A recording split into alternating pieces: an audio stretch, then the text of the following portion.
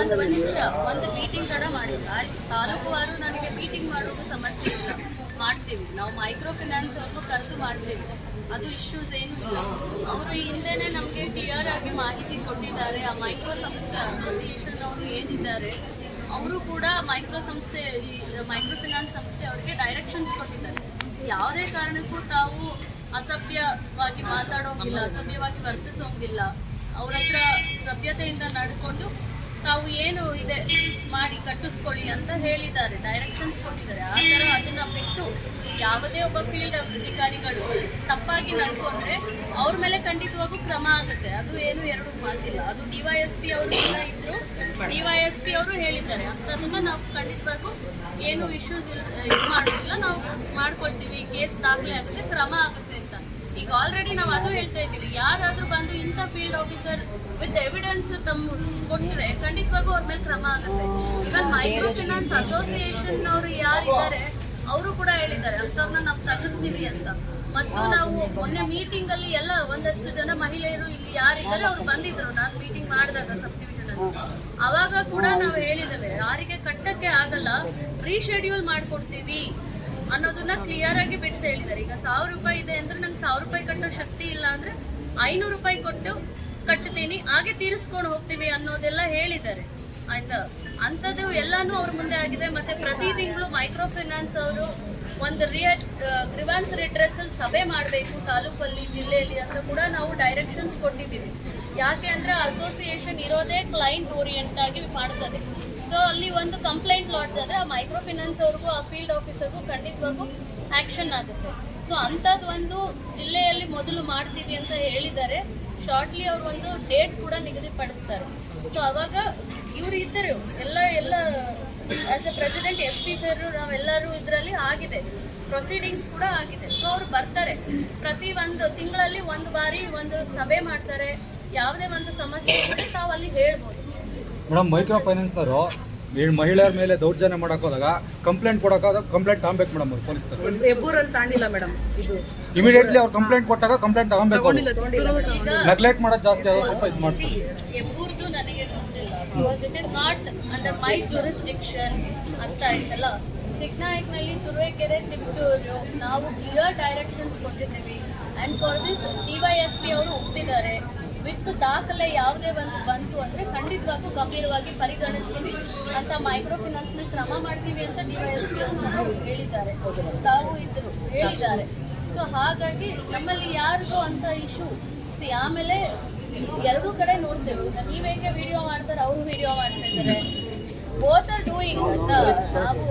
So ಆಗ ಅವರು ನಿಯಮಾನುಸಾರ ಕಾನೂನು ಏನಿದೆ. ಬಟ್ ಆದರೆ ಒಂದು ಇರಿ, ನಾವೇನು ಹೇಳ್ತೀವಿ, ಸರ್ಕಾರದಲ್ಲಿ ನಮಗೆ ಯಾರಿಗೂ ದೌರ್ಜನ್ಯ ಮಾಡುವಂಥದ್ದು ಆಗಬಾರ್ದು. ಯಾವುದೇ ಮಹಿಳೆಯರಿಗೆ ಅವಾಚ್ಯ ಶಬ್ದ ಉಪಯೋಗಿಸೋದು, ಅವ್ರನ್ನ ಆಫೀಸಲ್ಲಿ ಕೂರಿಸುವಂಥದ್ದು, ಇಂಥದನ್ನೆಲ್ಲ ನಾವು ಅಂಥದ್ದೆಲ್ಲ ಕ್ಲಿಯರ್ ಕಟ್ ಡೈರೆಕ್ಷನ್ಸ್ ಕೊಟ್ಟಿದ್ದೀವಿ. ಒತ್ತಡ ಹೇರಬೇಡಿ ಅವರಿಗೆ, ಬದಲಿಗೆ ಅವ್ರಿಗೆ ಮಾಹಿತಿ ಕೊಡಿ. ಈಗ ನಮ್ಮ ಹತ್ರ ಬಂದಾಗ ಅವ್ರು ಹೇಳಿದ್ರು ರೀಶೆಡ್ಯೂಲ್ ಮಾಡುವಂಥ ಆಪ್ಷನ್ ನಮಗಿದೆ ಮೇಡಮ್, ಯಾರು ಕಟ್ಟಕ್ಕೆ ಆಗಲ್ಲ ಅಂತ ರೀಶೆಡ್ಯೂಲ್ ಮಾಡಿಕೊಡ್ತಾರೆ. ಆಗ ನಿಮ್ದು ಏನು ಸಿವಿಲ್ ಸ್ಕೋರ್ ಏನೂ ಆಗೋದಿಲ್ಲ, ಇದ್ರೆ ನೀವು ಕಟ್ತಾ ಇರ್ತೀರಲ್ಲ.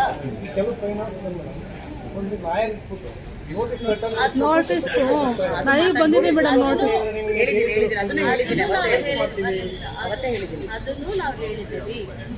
ಲೀಗಲ್ ನೋಟಿಸ್ ಕೊಟ್ಟಿದ ತಕ್ಷಣ ತಾವು ಭಯ ಪಡೋದಿಲ್ಲ, ನಾವು ಹೇಳಿದ್ದೀವಿ. ಅದು ಒಂದು ಗಾಬರಿ ಆಗ್ತಾರೆ, ಬದಲಿಗೆ ಅವರಿಗೆ ಒಂದು ಆಪ್ಷನ್ ಕೊಡಿ, ಮಾಹಿತಿ ಕೊಡಿ. ಈಗ ನಮ್ಮಲ್ಲಿ ಯಾರು ಕಟ್ಟಲ್ಲ ಅಂತ ಹೇಳ್ತಾ ಇಲ್ಲ, ಬದಲಿಗೆ ಅವ್ರಿಗೆ ಕಟ್ಟಕ್ಕೆ ಕಷ್ಟ ಆಗೋದನ್ನ ರೀಶೆಡ್ಯೂಲ್ ಮಾಡಿಕೊಟ್ರೆ ಮ್ಯಾಕ್ಸಿಮಮ್ ಪೇಮೆಂಟ್ ಮಾಡ್ತಾರೆ ಅನ್ನೋದು ಅವತ್ತು ಬಂದ ಸ್ವಲ್ಪ ಜನನೂ ಒಪ್ಕೊಂಡಿದ್ದಾರೆ. ಅದಕ್ಕೆ ಪಬ್ಲಿಕ್ಸು ಸ್ವಲ್ಪ ಜನ ಬಂದಿದ್ರು, ಅವರು ಒಪ್ಪಿದ್ದಾರೆ.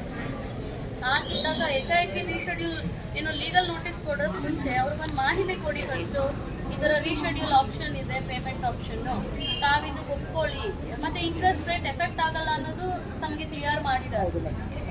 ಯಾಕಂದರೆ ಭಯ ಕೆಲವ್ರಿಗೆ ರೀಶೆಡ್ಯೂಲ್ ಪೇಮೆಂಟ್ ಅಂದರೆ ಮಂತ್ ಜಾಸ್ತಿ ಆಗುತ್ತೆ, ಇಂಟ್ರೆಸ್ಟ್ ಎಫೆಕ್ಟ್ ಆಗುತ್ತೆ. ಅದು ಕೂಡ ಅವರೇ ಕನ್ಫರ್ಮ್ ಮಾಡಿ ಹೇಳಿದ್ದಾರೆ, ಏನು ಸಮಸ್ಯೆ ಇಲ್ಲ. ಸೊ ಇಷ್ಟೆಲ್ಲ ಅವಕಾಶ ಇದೆ, ನಾವು ಡೈರೆಕ್ಷನ್ಸ್ ಕೊಟ್ಟಿದ್ದೀವಿ. ಮನವಿ ಏನು ಮೇಡಮ್ ನಮ್ದು ಇನ್ನೊಂದು ಮನವಿ ಕೇಳ್ತಾ ಇದ್ದಾರೆ, ನಿಮ್ಮ ವ್ಯಾಪ್ತಿಗಳಿಗೆ ಬರುವಂಥ ಪೊಲೀಸ್ ಸ್ಟೇಷನ್ಗಳಿಗೆ ದಯಮಾಡಿ ಅಧಿಕೃತವಾಗಿ ಒಂದು ಸುತ್ತೋಲೆ ಹೊಡಿಸ್ತೀವಿ. ನಮಗೆ ದಯಮಾಡಿ ಅದೊಂದು ಮಾಡಿ ಭಾಳ ಅನುಕೂಲ ಆಗುತ್ತೆ. ಖಂಡಿತ ಅದೊಂದು ಸುತ್ತೋಲೆ ಹೊಡಿಸ್ಕೊಳ್ಳಿ ಅಧಿಕೃತವಾಗಿ. ಎಲ್ಲ ವಿಷಯಗಳು ಸಾಮಾನ್ಯವಾಗಿ ನಾವು ಒಂದು ಸುತ್ತೋಲೆ ಹಾಕಿ ಸ್ಟೇಷನ್ ಅದಾದ್ರೆ ತುಂಬಾ ಸಹಾಯ ಆಗುತ್ತೆ ಮೇಡಮ್, ಅಲ್ಲಿ ರೆಸ್ಪಾನ್ಸ್ ಆಗುತ್ತೆ ಕೆಲವರಿಗೆ. ಖಂಡಿತ ಅದನ್ನು ಮೇಡಮ್ ಇನ್ನೊಂದು ಏನು ಅಂತ ನಾನು ಲಾಸ್ಟ್ ಟೈಮ್ ಅದನ್ನ ಕೇಳಿದೆ, ನಿಮಗೆ ಅವ್ರಿಗೆ ಪರಿಹಾರ ಏನು ಕೊಡ್ತೀರಾ ಅಂತ. ಅವರೆಲ್ಲರೂ ನೀವು ಆದರೂ ಏನು ನಮ್ಗೆ ಮಾಹಿತಿ ಕೊಡಲಿಲ್ಲ. ಅದಕ್ಕಾಗಿ ಯಾವ ಕುಟುಂಬಗಳು ಇವತ್ತೇನು ಆ ಯಪ್ಪ ಟೈಲರಿಂಗ್ ಮಾಡ್ತಾ ಇಲ್ಲ ಹೆಂಡತಿ ಇದು ಈಗ ಕುಟುಂಬಕ್ಕೆ ಯಾರು ಆಧಾರ ಇಲ್ಲ ಮೇಡಮ್. ಆ ಸಣ್ಣ ಸಣ್ಣ ಮಕ್ಕಳಿದ್ದಾರೆ, ಬೀದಿ ಹಾಕು ಕೊಡ್ತಾ ಇದ್ದಾನೆ. ಇದೇ ಮದುವೆ ಹೇಳಿಲ್ಲ ಮೇಡಮ್. ಅವರಿಗೆ ಪರಿಹಾರ ಅವ್ರು ಏನು ಕೊಡ್ತಾರೆ ಅದು ನಮಗೆ ಅದನ್ನ ನಾನು ಮಾತಾಡೋಕ್ಕಾಗಲ್ಲ. ಮೇಡಮ್ ನಾವು ನಿಮಗೆ ದಟ್ ಈಸ್ ವಾಟ್ ಅವತ್ತು ನೀವು ಹೇಳಿದ್ದೀರಾ. ಅದಕ್ಕೆ ನಾವು ಒಂದು ಗ್ರಿವಾನ್ಸ್ ರಿಡ್ರೆಸಲ್ ಸಭೆ ಮಾಡಿ ಅಂತ ಇನ್ಸಿಸ್ಟ್ ಮಾಡಿರೋದು ಅದೇ. ಆ ಸಭೆಯಲ್ಲಿ ತಾವು ಕೇಳಿದ್ರೆ ಖಂಡಿತವಾಗೂ ಅವತ್ತು ಕೇಳಿದೆ, ಅವ್ರು ಏನು ರೆಸ್ಪಾನ್ಸ್ ಮಾಡಲಿಲ್ಲ. ಅದಕ್ಕೆ ಹೌದು ನಾನು ಲಾಸ್ಟಿಗೆ ಕೇಳಿದೆ ಮೇಡಮ್ ಅದನ್ನ, ಸರ್ ಏನು ಕೊಡ್ತೀರಾ ನೀವು ಅದಕ್ಕೆ. ಅವ್ರು ಯಾರು ಏನು ಮಾತಾಡಲಿ. ಲಾಸ್ಟಿಗೆ ಏನಾದ್ರು ನೀವು ಜಗಳ ಮಾಡೋಕ್ಕೆ ಬಂದರೆ ಮೇಡಮ್ ನಾವೇನು ಮಾಡೋಕ್ಕಾಗಲ್ಲ ಸರ್, ನಾನು ನಿಮ್ಮ ಹತ್ರ ಚರ್ಚೆ ಓಕೆ ಮಾಡ್ತಿದ್ದೀನಿ. ಬಿಡಿ. ಈಗ ಒಂದು ಗ್ರಿವಾನ್ಸ್ ರಿಡ್ರೆಸಲ್ ಸಭೆ ಆದರೆ most of your issues will be addressed there. Grievance redressal ಸಭೆ ಮಾಡ್ಸೋಣ, ಜಿಲ್ಲಾ ಮಟ್ಟದಲ್ಲಾದರೂ ಸರಿ ಮೊದಲಿಗೆ ಮಾಡ್ಸೋಣ. ಮೊನ್ನೆ ಕೂಡ ಜಿಲ್ಲಾ ಮಟ್ಟದ ಸುದ್ದಿಗೋಷ್ಠಿ ಸಭೆಯಲ್ಲಿ ಮೇಡಮ್ ಕೂಡ ಒಂದು ಪ್ರಶ್ನೆ ಹೇಳಿದ್ದಾರೆ.